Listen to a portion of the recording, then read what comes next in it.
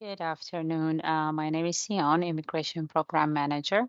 Today, we will be discussing about immigration program service at Inspiritus.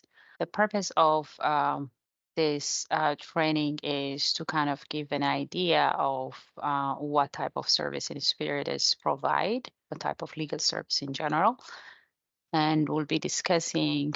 Hold on, I may also share my screen.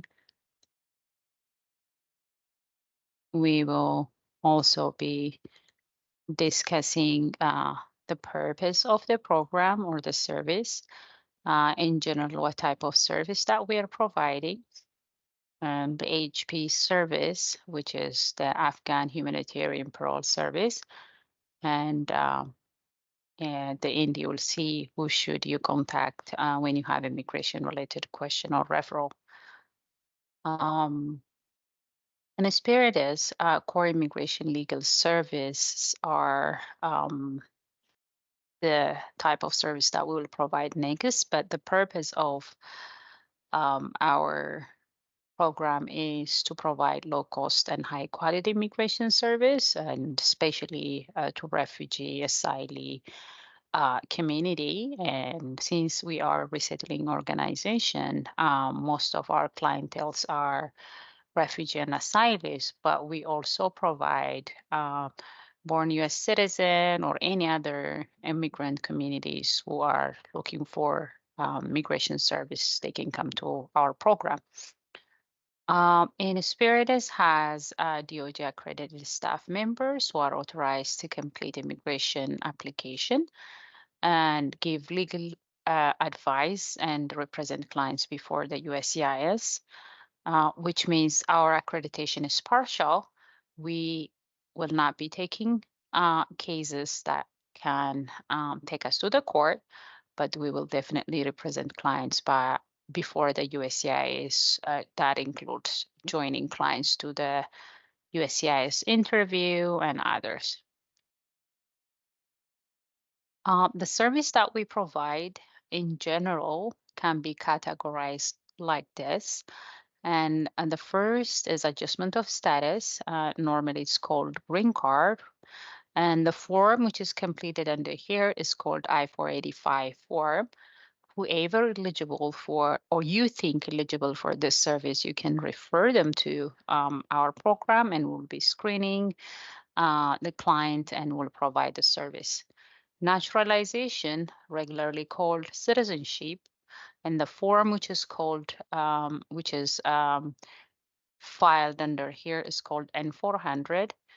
And if anyone is eligible for this service, or you think eligible, or they are interested for the service, you can refer them. I'm not going to go in detail who is eligible and who's not, because that has to be part of the legal screening process, and a legal provider only can decide who is eligible for the service.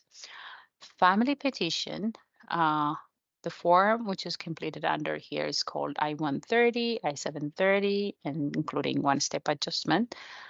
I understand the name might be a bit confusing, but again, if anyone says that they want to bring their family member from abroad or from any foreign country, you can refer them to our service. We will definitely be happy to assist. Consular processing, again, this is related with the family petition service. So if there are cases in Department of State and they are looking for Department of State or National Visa Center, they are looking for help with this type of form DS-260, I-64, we are happy to help them. So in general, if they need help with any consular processing case, please refer them to our office. Other services, such as I-765, normally called work permit, I-131, normally called travel document, I-90, replacement of green card, and 600, these are applications, or N565, these are citizenship related applications. So we'll screen people to make sure they are eligible for this service. So please refer them. But in general, you can see these are the service that we provide most of the time. And service we don't provide, we are not providing asylum filing directly. So if clients are looking for a representation or an attorney for their asylum filing, we will be referring client out for that service. And also cases with complicated arrest record or arrest history, we will review their court disposition. And if this is something we cannot handle, uh, we will be referring them out to any pro bono attorneys. Currently, we're not assisting people with DACA as well. So the team that provides the above immigration service, you can see here are the name listed. At the beginning, I was introducing myself, and my name is Siona Tefera. I'm the Immigration Program Manager. You can see my full name and my email address and phone number in case you want to refer a client or speak with me about any immigration related situation. Anna, our immigration legal representative, and here is her phone number. And Dagmite, she is our immigration legal assistant. And Sarah, she is actually basing in Savannah. She is our immigration support specialist and safe release support family unification specialist. So anything related with Savannah, then feel free to reach out to her. So with appointment completion and appointment and application completion procedure at the Inspiritus, we do have an in-person walk-in at Clarkston office. Sorry. At Clarkston office, 3919 Church Street, Clarkston, Georgia. So client can come between any Thursday between 9 to 3 p.m. We will be giving appointments. The immigration team will be giving appointments.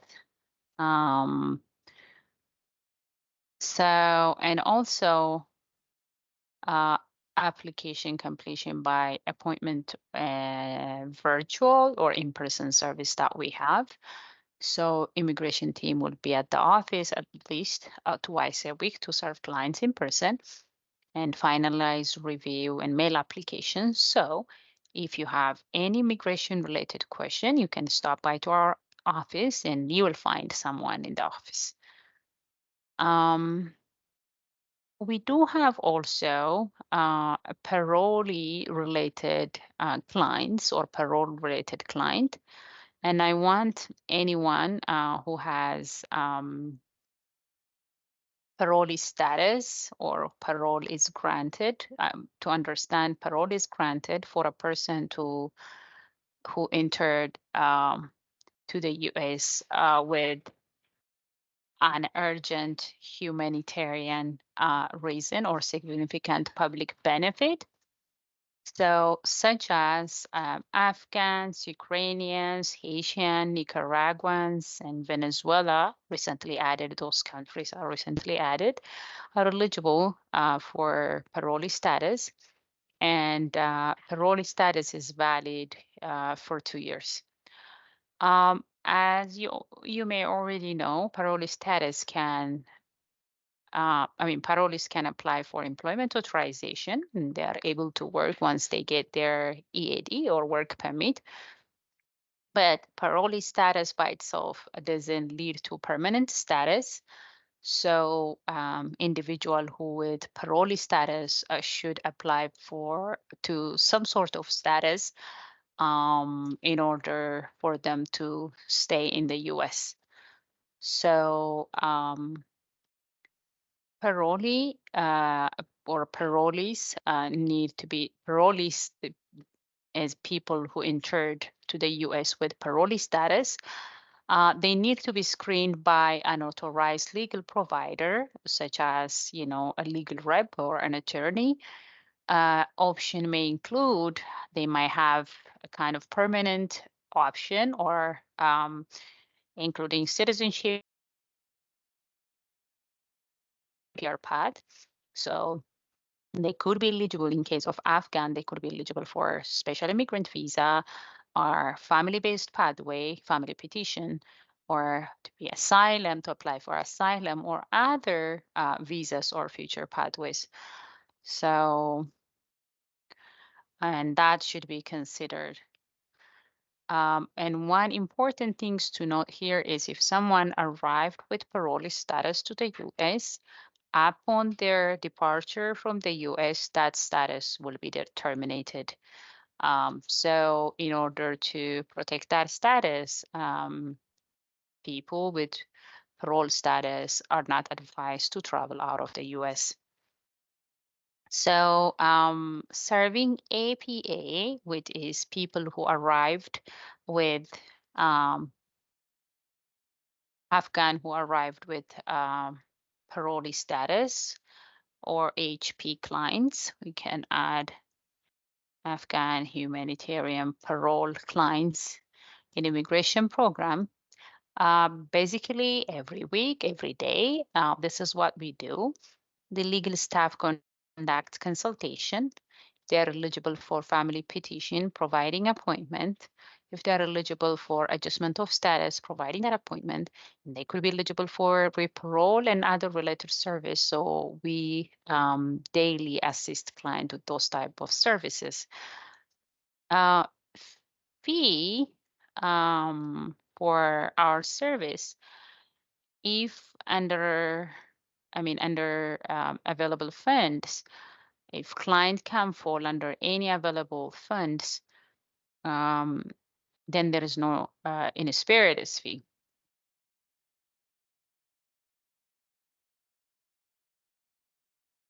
Mm.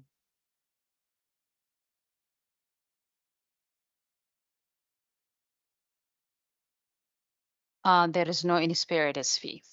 Um, but there will be an Inspiritus service fee for clients that are not eligible for fee waiver under any grant. So that kind of service, that means in general that I want you to understand there, we do have a lot of free services, but there are clients based on their income level that they may not get a free service, but Inspiritus will be charging a very nominal fee, not a lot. Something cannot even be compared with private practice. So we do have fee, and that could be and will be discussed with clients the initial process. All USCIS fee must be paid by the client unless the client is eligible for a USCIS fee waiver. And this is something that we can discuss with the client during initial legal screening process.